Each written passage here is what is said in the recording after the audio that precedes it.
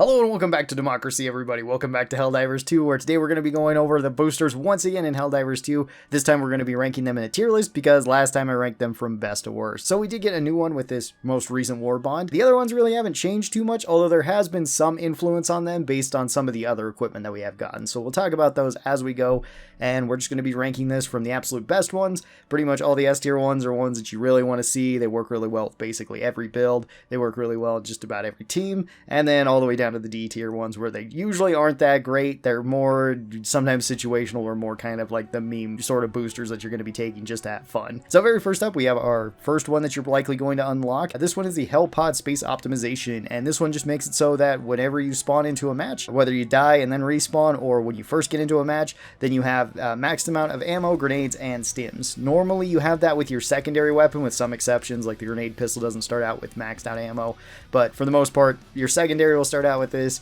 Your primary is going to start out with about 60% of your ammo, and then you're going to have all but usually 1 to 2 grenades, depending on which grenade you take. So this one is just going to be generally good. I'm going to put this one up into A tier right away because this one is really, really solid on just about any team. Even if a team is really good and they're not dying very much, it's still nice when you do die to come back with full equipment.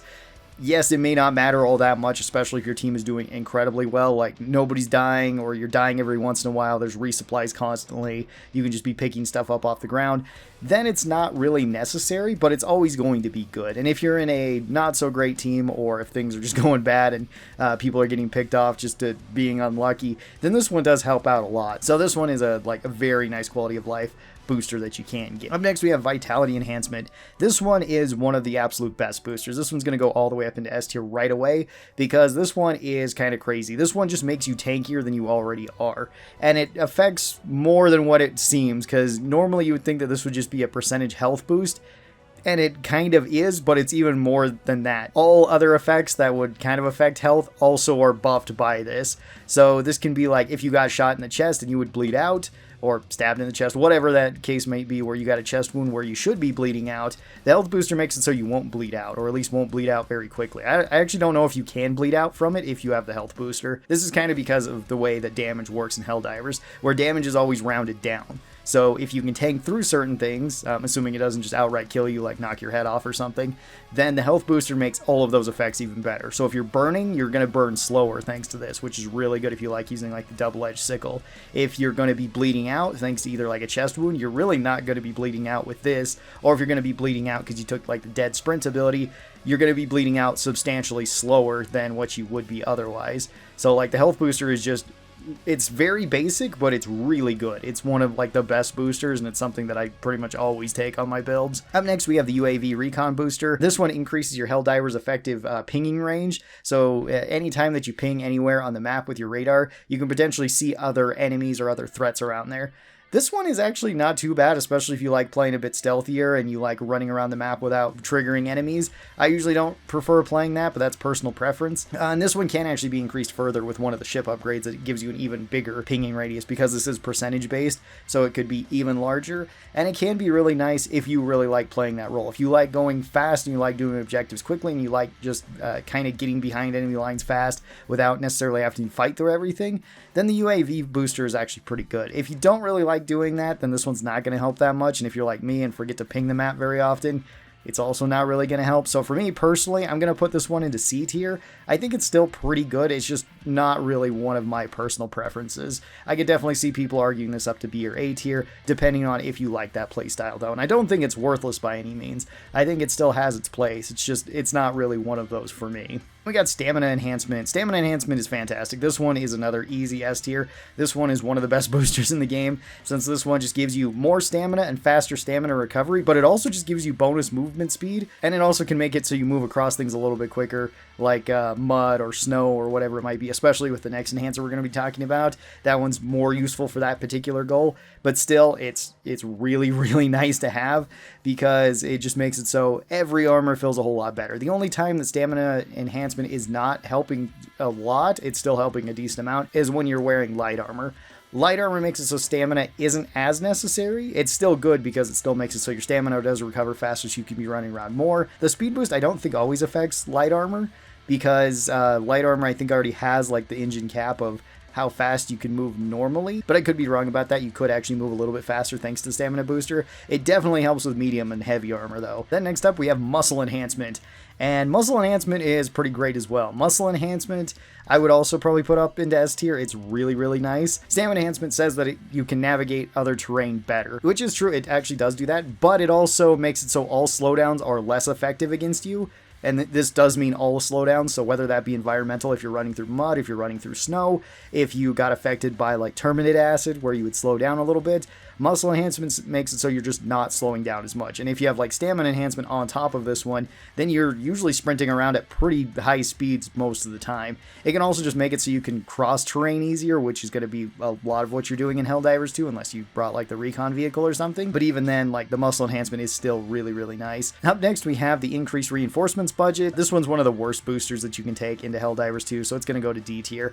Now, this one just doesn't really help all that much because it's one more reinforcement per Helldiver that you have. So at most, it can just be 4 extra Helldivers that you would have. Rather than having 20 extra guys, you'd have 24 extra guys.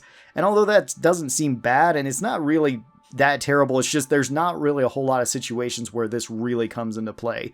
There's probably not going to be a ton of missions where it comes down to if you had those extra 4 guys that it would matter, because either you're going to be doing so well that you were never really in danger of running out of guys, in which case then this one doesn't do anything, or you're going to be in such a hard position that having those 4 extra guys may not even matter. You may still die regardless just because you can't like take advantage of the extra guys that you do get. So this one is just not really that great in practice. It sounds better on paper, but once you actually like run it on missions, even if you're running like the Super Helldive, the Helldive 10, which is usually what I play on, it rarely comes into play, where this one is actually making any sort of difference. And if you had taken a different booster, it probably would have been better than this one. Then we have the Flexible Reinforcement budget, where this one just makes it so it reduces the amount of time cooldown whenever you would get new Helldivers, since that is on a timer. This one's another D tier. It's just way too slow, because if you're already in this position, it's already a really bad position. Since you've already lost all of your guys and you're currently waiting for more guys to actually be available for you to spawn in. This one is by 25%, and usually it takes 2 minutes for you to get a new reinforcement. So with this, it would take a minute and 30 seconds. That's still not really that good. Like, if you're in that bad of a position, you know, usually it's best for you to kind of hang out. Don't try to engage anything, just wait until you can get reinforcements, or you're already in such a bad position where everybody else died, you're out of guys, and you're currently getting attacked by enemies, and that 30-second bonus is probably not going to help you. You're still probably going to get gunned down before you get to call in another guy, so it really doesn't help all that much. Then we have the Localization Confusion. This one makes it so it increases the time between enemy encounters, which is very vague, and it kind of does a couple of different things. It doesn't actually affect enemy encounters that are already spawned on the map. So if you go to an area that has enemies, it's pretty much always going to have enemies. It's the same thing with any sort of event. So as soon as you start like one of the machine events, you start actually forwarding the mission, then this isn't going to stop like the enemies from spawning in. It just makes it so there's going to be slower moving local patrols basically. And it's really, really difficult to take advantage of this. I'm going to put this one up into C tier because it rarely actually matters. Sometimes it can, but it really depends on the mission type and if your team can even take advantage of it. Because a lot of the time it feels like this one does nothing. On certain mission types it doesn't really do anything. But on others it can be a little bit useful overall. I would definitely say like the Recon Booster in the same tier is way better than this one. Because at least you can consistently use that one every mission. And even though I personally don't really use it, like the localization one, you can use it every mission, but it's rarely going to do anything on most missions. Then we've got the Expert Extraction Pilot. This one just makes it so your extraction comes in faster than it otherwise would. This one is D tier as well. This one is one of the worst boosters in the game. It really doesn't matter for the Pelican to come in and to pick you up. This is kind of only useful if you're trying to speedrun missions and actually get back to the ship. Whereas if you just wanted to speedrun the missions of doing the objective and then dying, this would actually be a little bit slower. Or it could be if you're trying to like get samples out. That's about the only time where this one's going to be useful, and it's going to save you a slight amount of time, and it's really not going to affect like even sample runs. It's pretty bad. That one kind of should be buffed. Up next we have the Motivational Shocks. This one makes it so you're less affected by slowdowns. Not all slowdowns, because like the EMS strike isn't affected by this. So if you end up getting hit with that, then that'll still slow you down, although basically nobody ever uses that stratagem, so I doubt that's ever going to come into play. It does make it so like Terminate Acid doesn't slow you down as much, and that's going to be the most useful. It can also make it so you don't get slowed down as much from like the stun grenades and like I guess the stun baton. If you get hit with that, I guess the stun lands too. But then at that rate, somebody else will have to be hitting you with it, which is already not really that good. And that's going to be about it. And the main problem with this is that the muscle enhancement does this job, but it does even more jobs than just the slowdown effects. So this one is substantially weaker, and there's no real reason to take it over muscle enhancement. I'm still going to put it above the D tier perks because like it's still kind of useful. It still has more of a thing going for it, but it's still not that great, so it's going to be in C tier. Then we have Experimental Infusion. This one makes it so you get extra damage reduction, extra movement speed whenever you take this, and it also reduces your overall spread with your gun, so you can hold it on target a little bit easier. This one counts not only for the regular stims that you can take, but also the stim pistol. So if somebody has it, then this one is really good and it's super nice to have on the team. Like, this one is probably another S tier for me. It's just super valuable. You can be constantly popping stims. You can get a whole lot more stuff. This one definitely got better with the stim pistol being introduced, whereas before it was really only the stims that you could take. But I mean, if you were taking medic armor, you were getting extra stims regardless, and giving up your stims for an extra boost during actual combat or just from running from place to place isn't really that big of a deal, because you can likely find stims just laying around, or you'll get the resupplies in to where you can just keep refilling your stims. So yeah, very, very cool booster. Then we've got the Firebomb Hellpods. And this is another like D tier. This one's pretty bad. This one is more of just a meme. It makes it so whenever any Hellpod is dropped in, whether that be from the Helldivers or from equipment that's dropping in or a turret or something like that, it will crash and burn everything around it. And the fire just doesn't do very much damage from this. It's like enough to kill, you know, Helldivers, and that's usually what it does. But it's not really enough to do that much damage to enemies, nor does it have that big of an explosion radius to actually, like, take advantage of burning crowds or anything. So most of the time, you forget about it and you end up getting yourself killed when you bring it. It can be kind of fun if the full team is bringing, like, fire stuff, then yeah, bring this one too, because why not? But if there's just one person bringing this, half the time it just leads to more team deaths than it would otherwise. So it's not really that good. Then we got Dead Sprint. Dead Sprint is pretty cool. This one makes it so it allows a Helldiver to keep on sprinting, although once you've completely ran out of stamina, then it will start taking health. This can't kill you though. You can't actually die from sprinting. It will drop you to 1 HP. And this one does pair really well with the extra health booster here, because it makes it so you bleed out a lot slower from it. This one is pretty cool, but it's not super necessary, because something like the Infusion I would say is a little bit better, since you can just be popping stims, get your stamina back that way, and the sprinting booster is definitely better than it, but it is a very fun one, so I'm going to put it up into B tier. Then we have the Armed Resupply Pod. This one basically gives you another turret, and that's about it. It's pretty cool. There is, whenever you call in the resupply, there's just a Liberator machine gun mounted to the pod itself, and it works as a turret shooting nearby enemies. It's not as good as a dedicated turret, but you can take 4 turrets plus this one to have a 5th turret. And on defense missions, this one's actually pretty decent. On every other mission, it's kind of hit or miss. So like on defense missions, I would say this one's like maybe A or B tier, somewhere around there. It's still nothing like way crazy. It's just another gun that you get. On every other mission, I would say it's like C tier. It's super fun to take and it can be useful, but it doesn't always give you like a crazy amount of results from it. And now we've got the Sample Extricator. So this one makes it so whenever you kill a large enemy, this could be like a Charger or a Titan or something, they have a chance of dropping common samples on death. This is capped at 10 per mission, so you can't get any more than that, but that's still 10 additional common samples that you could be adding to your inventory, basically. And that's actually pretty decent, especially for new players, because it does take the most common samples to unlock everything for the ship. You're going to need a lot of samples overall. If you're a like fully maxed out player like I am, well, besides level, I don't think I'm quite to level 50 yet, but if you're maxed out on all the ship upgrades and everything, then this one is going to be pretty much D tier, because you don't really care about that. It doesn't really help you unless they come up with another way where samples are used, in which case this one does get better. However, if you're brand new to the game, then this one is really nice to have just show up on the team.